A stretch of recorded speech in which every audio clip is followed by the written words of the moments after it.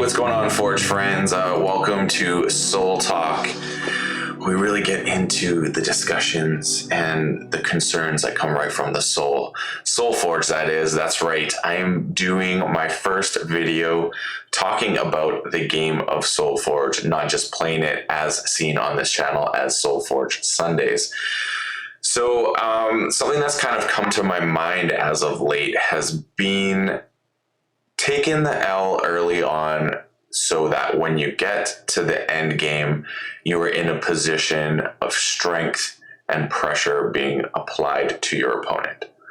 So what do I mean by that? I mean, when you're looking at a deck, what I say you, what I do, and I'm now sharing these experiences here in case you're a new player or just like to watch some SolForge content, is I'm deciding what cards do I want at the end of the game, which means as we start getting our Forgeborns activated and going through the levels, when we get to the final level, when you no longer are able to basically see what's coming next. And what I mean by that is anything you play, it's not like you're going to get to see the next version when you shuffle, because there will be no shuffle. You need to ensure you have the pieces that are going to be the most potent available to you. So right now, starting off with Hibernating Moeba, I ended up playing this on my very first turn. So 2 cards I could play. This is one of the ones I chose to play. And based on what my opponent was doing, this was very much not helpful, but I knew when I got to level 3, having a 1721 would be very helpful. So I played it ensuring that. The second card I played from this was the Hibernating Giant, a 3/6 to start with, but a 22/24 at the end. I knew the abundance of these big bodies near the end were going to create a level of pressure that my opponent would have to answer. So it just led me to really looking at my hand, and in that early first round, before you activated your Forgeborn, I'm strictly trying to find cards that I think are going to be better as the game goes on. So when I shuffle back, I'm getting their next level, and I can start getting to reap the benefits they provide and hopefully get to see them again, so that I know when I go for the third shuffle, I'll be shuffling these gold cards in. At the very least, I maybe have to wait one more round. So that's what I'm really looking for. Also, when I'm doing this, I'm looking for cards that are going to have a diminishing return as the game goes on. And it's for the same concept. I don't mind taking an L earlier if I think that's going to have a greater benefit as the game continues. So a great representation of that is the Ossuary Mech. So it says when this card is destroyed, upgrade a level 1 card in your discard pile. So this is actually really nice, more so than just the first round. But even when your Forgeborn is activated, this can be super helpful, because if you didn't get to upgrade that level 1 card you need, let's say you didn't see it, it was in the last 5 cards, something like this in the second round is actually going to be really helpful to start getting you on pace with your plan. So having a tool like this is great. So I'm looking for cards as well that state specifically level 1 cards for any reason. See, as this goes on, you can upgrade any card, and then when it gets to the final version, you basically get to play a card for free from your discard. So really helpful for shoring up those things. And obviously, this card it's got a pretty good rarity, so it's not like you're not going to see it, but this is a great card. I'm a big fan of it. Now, in contrast to that, we have Spite Maiden, which is on the higher rarity side, but this card is exactly the type I'm talking about, that if you don't get to utilize it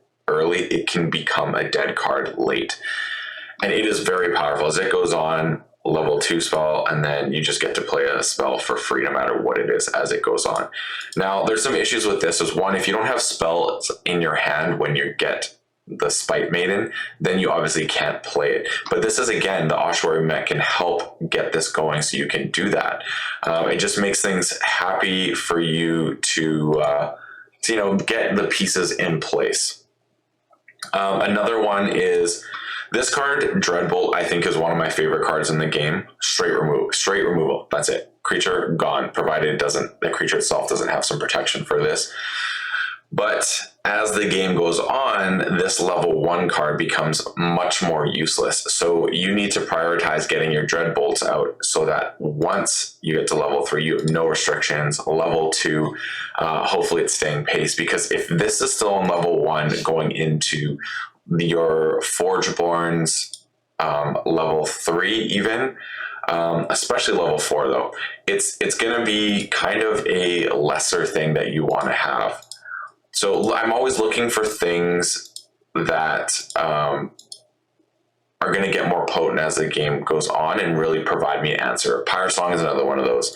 Level 1 is still great, destroy a creature with decreased, but level 2 is 2. And then level 3, it's a one-sided board wipe. You get this at the end, especially with this Scorchmane Dragon.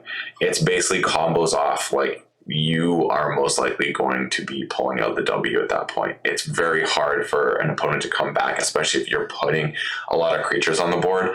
So what I've kind of really been focusing on is in that first round before the Forgeborn is activated, you get to basically play 6 cards without any shenanigans. That cards could allow you to do things for free.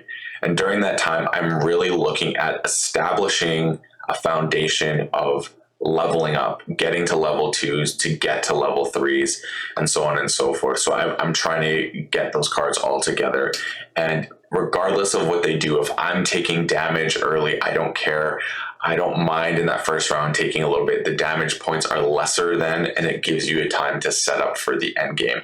So really what I'm trying to say here is make sure you're aware of what your gold cards are and which ones are important for closing out. Which ones do you want to close out? Because when you can get yourself in a position where you have a higher probability of drawing those, you're going to be in a good place. And if you're not playing them, then you're going to get to a point where like, oh, I wish I could get the next version of this because it has so many answers. But the problem is, if you wait too long, you're going to have to wait for a shuffle to get it to the next level where it's really going to help you, unless you have some abilities that can help facilitate that, like an ossuary mech.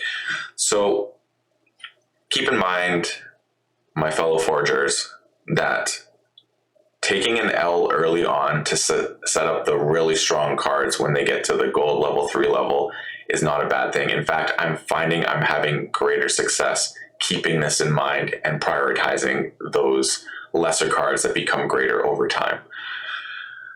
So I hope this was helpful, and I'd love to know someone else's thoughts on this, or anyone else is experiencing this. Are you thinking about this? Like, please let me know. And if there's any other content you would like to see related to SolForge, please let me know, and I will gladly do it. Until next time, friends, forge on, forge on.